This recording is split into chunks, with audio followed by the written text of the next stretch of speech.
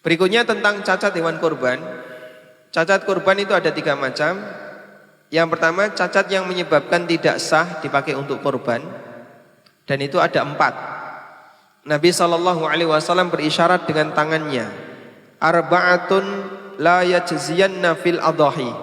Ada 4 cacat yang menyebabkan tidak sah dipakai kurban. Pertama adalah buta sebelah yang jelas butanya, sakit yang jelas sakitnya, pincang yang jelas pincangnya, dan sangat kurus. Di situ beliau kasih batasan jelas. Pertanyaannya, jelas di sini jelas menurut siapa?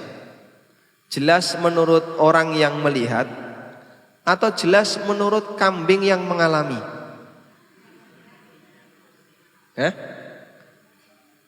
Menurut yang mengalami. Baik. Kalau menurut yang mengalami begini Pak, misalnya ya, ada kambing pada waktu malam Idul Adha, dia itu sebenarnya greges. Aku ki jane gregesi.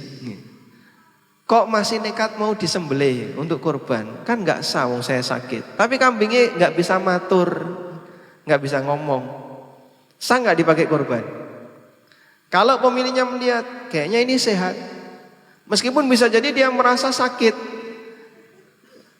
tapi nggak pernah bilang.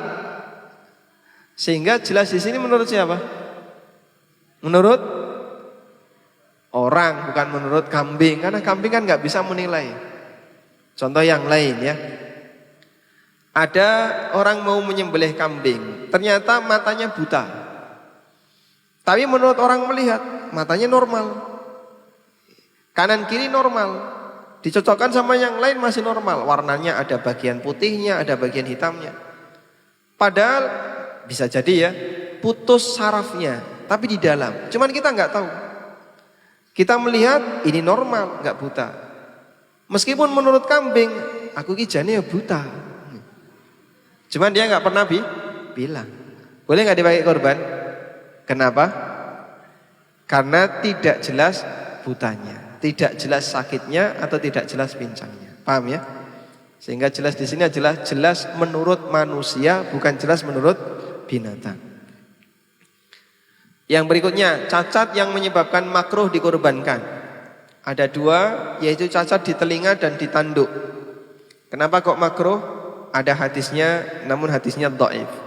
Karena itu para ulama menggolongkannya cacat ini makruh. Sekarang ada pilihan kayak gini ya.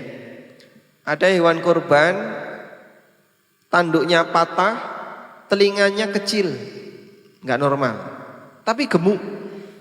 Dia gemuk. Hewan kurban yang kedua, telinganya utuh, tanduknya utuh, tapi lebih kurus. Pilih yang mana? Pertama atau kedua? Kenapa kedua?